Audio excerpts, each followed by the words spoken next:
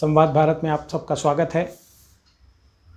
दोस्तों, महाराष्ट्र में रोज़ कुछ न कुछ घटनाएं होती रहती है और रोज़ उसमें राजनीतिक अटकलें हमें सुनने को मिलती है।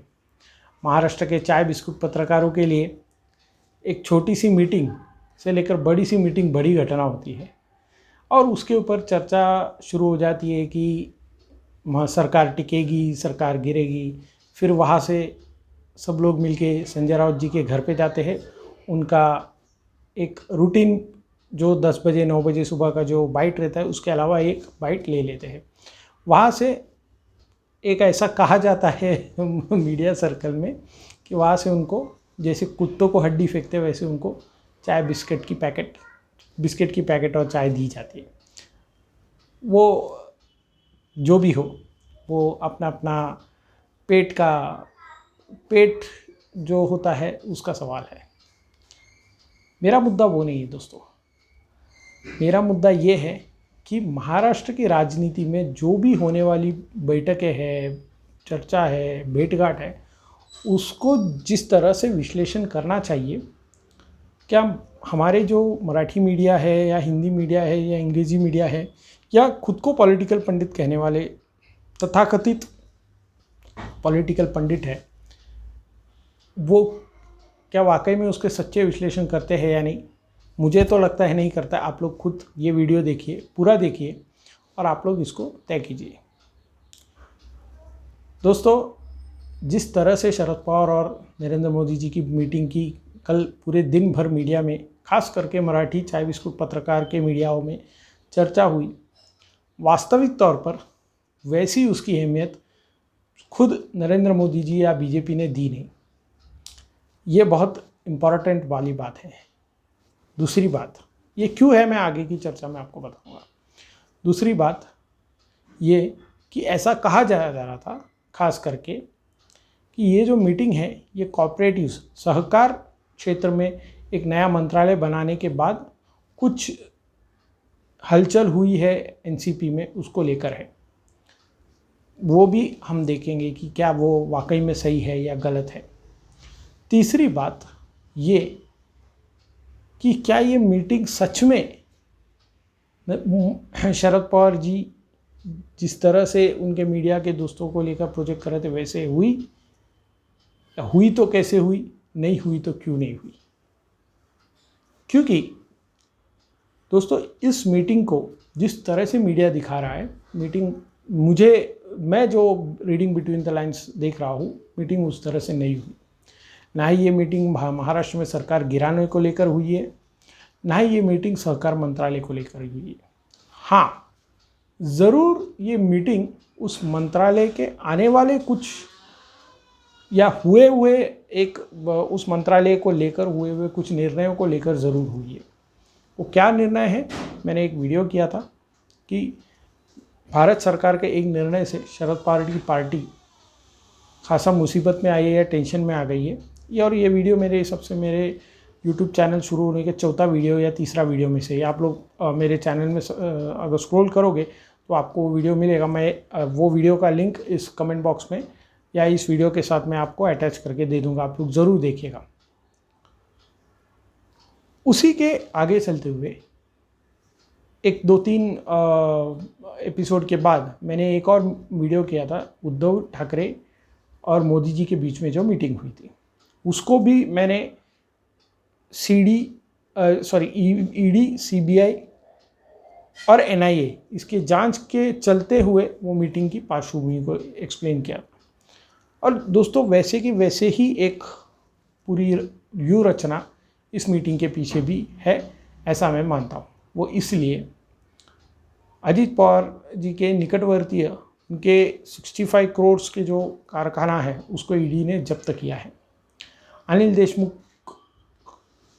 जो गृह मंत्री रह चुके हैं महाराष्ट्र के, उनकी संपत्ति 4 करोड़ के आसपास जो उस समय में था, उस संपत्ति की जो आज की वैल्यू 350 करोड़, वो ईडी ने जब्त की है। और ईडी जैसे आगे जाएगा वैसे पूरी तरह से इनकी जो फंडिंग की सोर्स है उसको नकेल कसने की और आने वाले चुनाव में इनके पास पैसा नहीं बचे इसकी पूरी कोशिश हो रही है, ऐसा मान के चलिए आप। और राजनीति में यह होगा, जिसके पास सत्ता है वो ये सब करेगा। जैसे महाविकास आघाड़ी ने उनके हाथ में सत्ता रहते हुए किस तरह से विरोधियों का आवाज़ दबाने की कोशिश की थी। तो आप सत्ता में रहने के बाद साधु संत नहीं रह सकते, क्योंकि सत्ता में आने के बाद आपको आपके खिलाफ जो हो षड्यंत्र है वो उनको रोकना होता है, और आने वाले षड्यंत्रों को पहचान कर उसके ऊपर पहले से ही आक्रामक कार्रवाई करने होती है। हम कहते हैं ना अंग्रेजी में, attack is the best defence. तो शरद पवार और मोदी जी के बीच में जो मीटिंग हुई और जो चाय बिस्कुट पत्रकारों ने उसको दिखाने की कोशिश की कि महाराष्ट्र सरकार इस मीटिंग से गिरेगी, ऐसा कुछ नहीं है। ये मीटिंग, आपको ये समझना होगा कि ये मीटिंग की जो टाइमिंग है वो केंद्रीय मंत्रिमंडल के विस्तार के बाद है।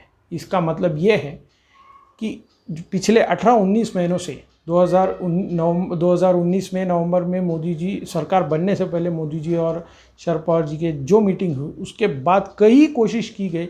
हम जानते हैं किसान आंदोलन के समय पे हो या कोऑपरेटिव सेक्टर पे कोऑपरेटिव बैंक्स को लेकर नए नियम आने के बाद हो या अन्य विषयों पर हो, बहुत बार शरद पवार जी दिल्ली में गए, कोशिश की और उनको मीटिंग अपॉइंटमेंट नहीं मिली प्रधानमंत्री से। उनको एक बार तो ऐसा हुआ कि उनसे फाइनेंस मिनिस्टर भी नहीं मिले और MOS अनुराग ठाकुर से मिलकर उनको रिटर्न आना पड़ा। हमेशा हमने देखा है शरद पवार जी के बारे में मराठी मीडिया आधार वर्ड ऐसे शब्दों का चयन करती है कि सीनियर NCP लीडर, वरिष्ठ नेता, ज्येष्ठ नेता, जानता राजा, ये सब प्रयोग होता है। लेकिन अगर कल के आपने PMO हैंडल से जो ट्वीट किया गया मीटिंग के बारे में, अगर वो एनालाइज करोगे, वो उसमें क्लियर शब्दों में राज्यसभा मेंबर या राज्यसभा के सदस्य श्री शरद पवार जी से भेंट हुई, बस इतना ही लिखा है। इससे ये शब्दों में आप अगर रीड करोगे तो इससे क्लियरली लिखा है नो अलायंस डिस्कशन। आपको रीड करना होगा, लिखा नहीं है बट वो लिखा है, क्योंकि अगर आप किसी से अलायंस करते हो तो उनकी आप जोरदार तारीफ़ करते हैं। जैसे मोदी जी ने कोशिश की, पिछली बार जब भी बारामती में एक कार्यक्रम में आए थे तो उन्होंने शरद पवार जी के बारे में ऐसा कहा था कि इनकी उंगली पकड़ के मैंने राजनीति सीखी।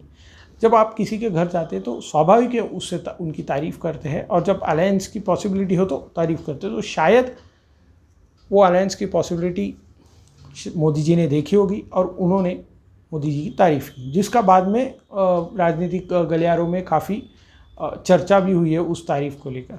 लेकिन दोस्तों, देवेंद्र फडणवीस जी ने इंटरव्यू में कहा था, राजू परुलेकर नामक एक, और देवेंद्र फडणवीस भी चुन के इंटरव्यू देते, वो चाय बिस्कुट पत्रकारों को चुनते हैं या वैसे पत्रकारों को चुनते हैं जो चावल बेचकर चावल खरीद कर धर्मांतरण या चावल के लालच में धर्मांतरण करके क्रिश्चियन हुए और हिंदू नाम रखे, ऐसे पत्रकारों को इंटरव्यू देते वक्त देवेंद्र जी ने एक वाक्य कहा था कि मोदी जी चाहते थे कि कांग्रेस को बाजू में रखकर NCP और शिवसेना के साथ हम NCP के साथ जाते वक्त शिवसेना को साथ में रखें।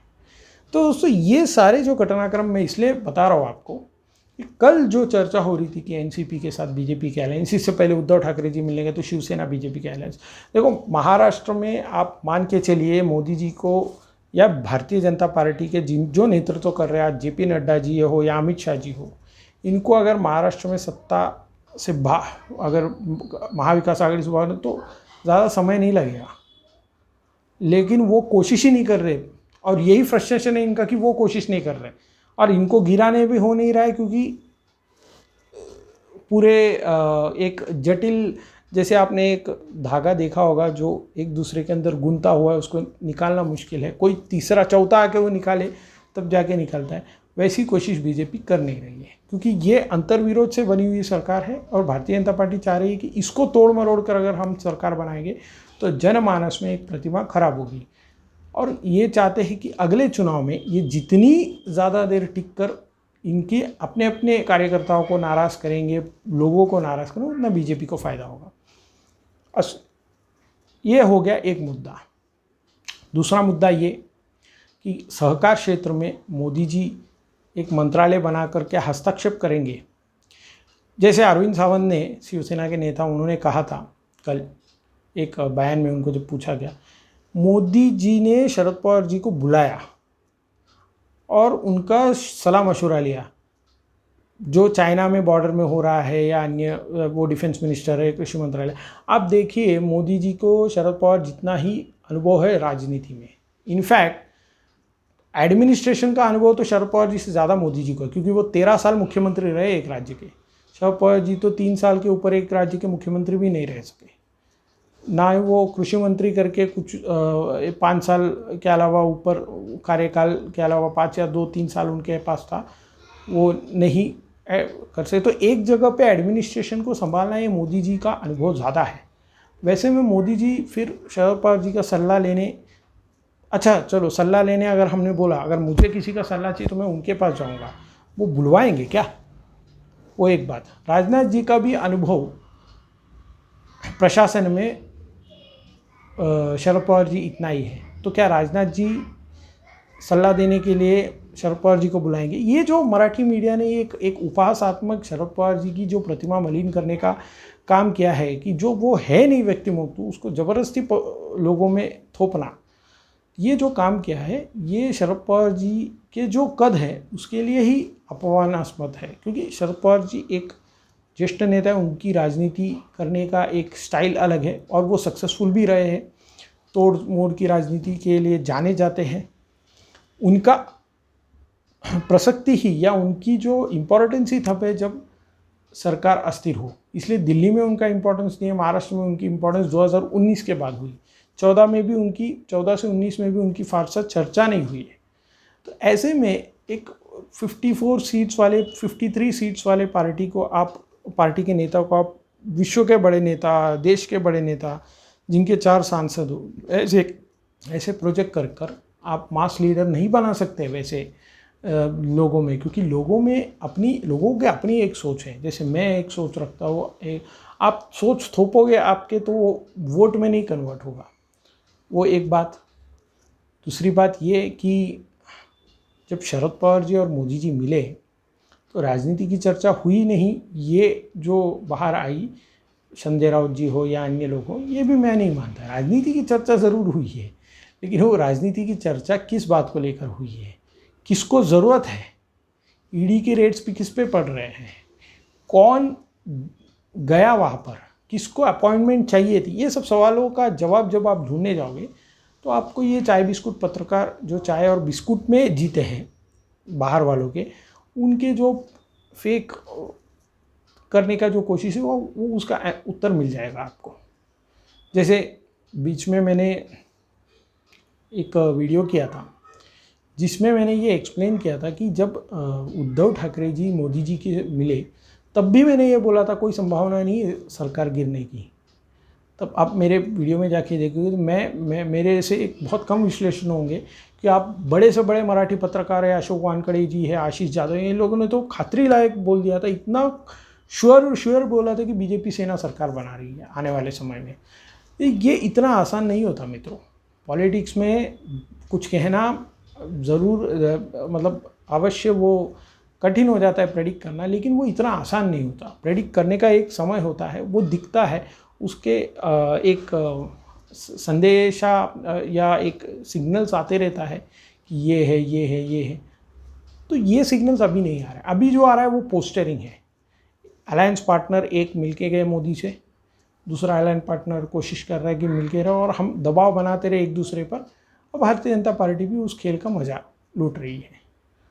तो दोस्तों, कुल मिलाकर मोदी जी और शरद पवार जी की मीटिंग का एक ही अर्थ निकाला जा सकता है, जो मोदी जी के ऑफिशियल पीएमओ हैंडल से लिखा गया है, राज्यसभा मेंबर शरद पवार जी मोदी जी से मिले। बस इससे ज़्यादा उस मीटिंग की कोई महत्व वहाँ से नहीं दी जा रही, तो वो है ही नहीं। जो जिससे मिले वो महत्व देंगे तो मीटिंग के महत्व होते हैं। क्योंकि वो जो व्यक्ति उधर बैठे प्रधानमंत्री करके, वो जियोपॉलिटिक्स में बड़े बड़े देशों को हराने का मादा रखता है। उनके लिए ये खेल इतना बड़ा खेल नहीं है। अगर वो चाइना और पाकिस्तान को झुका ही नहीं, चकमा दे सकता है, तो महाविकास आघाड़ी के पॉलिटिकल पार्टीज़, आप समझ लो उनकी जो राजनीति उनके सामने क्या है और क्या नहीं है। इतना ही बोल के आप लोगों के लिए खुला विश्लेषण की जगह छोड़कर, सोचने की जगह छोड़कर, यह आशा करता हूँ कि वीडियो आपको पसंद आए तो आप लोग आपके दोस्तों से शेयर करेंगे, ज़्यादा से ज़्यादा आप लोग इसकी चर्चा करने को लगाएंगे। ऐसी आशा कर आज के लिए विराम देता हूँ। धन्यवाद।